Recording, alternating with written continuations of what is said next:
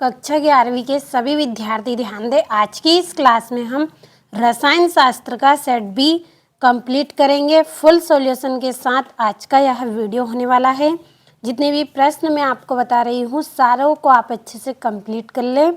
और देखिए, एग्ज़ाम आपका शुरू हो उससे पहले आप सारे क्वेश्चनों को अच्छे से कंप्लीट कर लें। हम 4 सेट पढ़ेंगे, जिसमें से देखिए आज हम सेट बी पढ़ेंगे। तो आपको भरोसा रखना है, अच्छे से कंप्लीट कर लेना है सारे प्रश्नों को। चलिए बिना किसी देरी के पहले प्रश्न की ओर हम बढ़ते हैं। तो ये आपका पहला प्रश्न, सही विकल्प चुनिए। पहला है एक आदर्श गैस की तापी प्रसार में। तो देखिए इसका आंसर आपका 12 नंबर वाला राइट रहेगा। दूसरा है फ्रीडल क्रॉफ्ट अभिक्रिया में उत्प्रेरक प्रयुक्त होता है। तो निर्जल AlCl3। तीसरा है 10 मोल जल होता है तो कितना, 180 ग्राम। अगला है आपका अत्यधिक विद्युत ऋणी तत्व के आखिरी कक्ष की इलेक्ट्रॉन संरचना है। तो इसका आंसर आपका रहेगा NS2Np5। अगला है आपका NTP पर 0.1 मोल गैस का आयतन होगा तो 22.4। अगला है आधुनिक आवर्त सारणी में कितने वर्ग होते हैं, तो 18 वर्ग होते हैं। तो यहाँ से आपको अच्छे से स्क्रीनशॉट लेना है सारे प्रश्नों का और अच्छे से कंप्लीट कर लेना है। और ये इंग्लिश मीडियम वाले बच्चे आप यहाँ से कंप्लीट कर ले।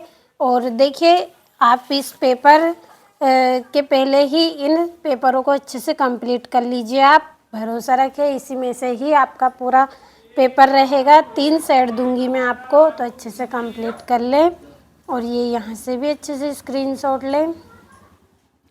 और ये आपका तीसरा प्रश्न है, रिक्त स्थान की पूर्ति कीजिए। तो पहला है तत्वों के रासायनिक गुण उनके डैश पर निर्भर करते हैं, तो परमाणु की संख्या पर। दूसरा है डी ब्लॉक के तत्व डैश कहलाते हैं, तो संक्रमण। तीसरा है दहन ऊष्मा का मान सदैव डैश होता है, तो ऋणात्मक। चौथा है आपका प्रक्रम जो तापरोधी होता है डैश कहलाता है, तो रोधूष्म कहलाता है। और 5वां है यौगिक में तत्वों का डैश अनुपात मूलानुपाती सूत्र कहलाता है, तो सरलतम। और छठा है पेपर क्रोमोटोग्राफी डैश नियम पर आधारित है, तो वितरज नियम पर आधारित है। तो अच्छे से आपको कंप्लीट करना है। और ये यहाँ से आप भी कंप्लीट कर ले, इनको इंग्लिश में ट्रांसलेट कर ले और अच्छे से आप कंप्लीट करें। आपका यहाँ पे तीसरा प्रश्न है, सही जोड़ी बनाइए। तो पहली है BeCl की रचना, तो इसकी आएगी रेखिक। दूसरा है NH3 की संरचना, तो इसकी दूसरी जोड़ी आएगी आपकी त्रिकोणी। तीसरा है बंद क्रम, तो इसका आएगा आपका 1/2 Nb-Na। चौथी है भार, तो इसकी जोड़ी रहेगी न्यूटन। 5वां है गुणित अनुपात का नियम, तो इसकी जोड़ी रहेगी लेओजीयर। तो ये आपकी जोड़ी हो गई है। और ये यहाँ से भी आपको अच्छे से कंप्लीट करना है। और ये आपका चौथा प्रश्न, एक वाक्य में उत्तर करने हैं। सभी को मैंने पहले ही भर दिया है, तो चलिए अच्छे से समझ लेते हैं। तो न्यूक्लियोफाइल की प्रकृति बताइए, तो ऋण आवेशित होती है। दूसरा है शुद्ध जल में हाइड्रोजन आयन की सांद्रता का मान कितना होता है, तो 1×10⁷। तीसरा है सोडियम क्लोराइड में किस प्रकार का बंध पाया जाता है, तो आयनिक बंध। चौथा है BF3 अणु का द्विध्रुव आघूर्ण होता है 0। 5वां है एल्किल हैलाइड व सोडियम से एल्केन बनाने के लिए प्रयुक्त अभिक्रिया का नाम लिखिए, तो ऊर्ज अभिक्रिया। और ये यहाँ से आपको कंप्लीट कर लेना है। समय कम था इसलिए मैंने इनको कंप्लीट नहीं किया है, तो आप कर लें।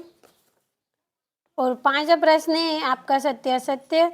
तो पहला आपका सत्य है, दूसरा तीसरा असत्य, चौथा पांचवा छठा आपका सत्य रहेगा। तो भरोसा रखें, आप सारे प्रश्नों को आप अच्छे से कंप्लीट कर लें। ये आपका छठा है और ये आपका 7वां प्रश्न और ये आपका 8वां। तो अच्छे से आपको स्क्रीनशॉट लेते। ये आपका 9वां है, पी ब्लॉक तत्व किसे कहते हैं, इनके मुख्य लक्षण लिखिए। 10वां हाइड्रोजन बंध से आप क्या समझते हैं। 11वां है हेनरी का नियम समझाइए। 12वां है कार्बनिक यौगिक में कार्बन तथा हाइड्रोजन का परीक्षण किस प्रकार करते हैं, और ये यहाँ पे इसका अथवा दिया गया है।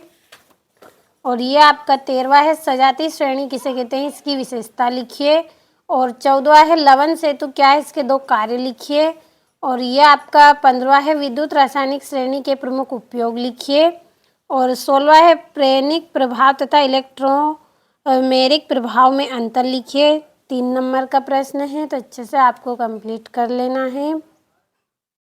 ये आपका 17वां है बेंजीन से प्राप्त करना है आपको किसको, क्लोरोबेंजीन को, नाइट्रोबेंजीन को और टोलुइन को।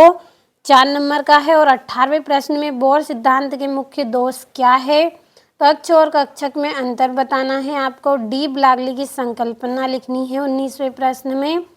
4 नंबर का है। और स्थिर दाब व ताप पर सिद्ध आपको यहाँ पे करना है, तो आपको अच्छे से स्क्रीनशॉट के माध्यम से सारे प्रश्नों को कंप्लीट कर लेना है। भरोसा रखें, आप अच्छे से आप कंप्लीट कर ले सारे प्रश्नों को।